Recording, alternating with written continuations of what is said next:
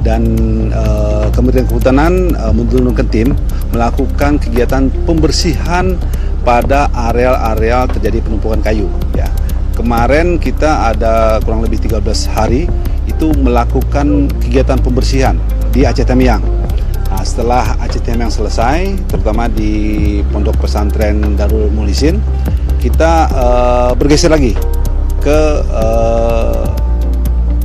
Aceh Utara, tempatnya Desa Gedumbak, Kecamatan Langkahan, Aceh Utara. Sebelumnya memang sudah ada kurang lebih 6 unit yang beroperasi di sini, alat berat kita bersamaan dengan Tamiang. Saat ini kita tambah terus unit. Dan hari ini untuk Kementerian Kehutanan telah mendorong alat berat di sini kurang lebih 17 unit.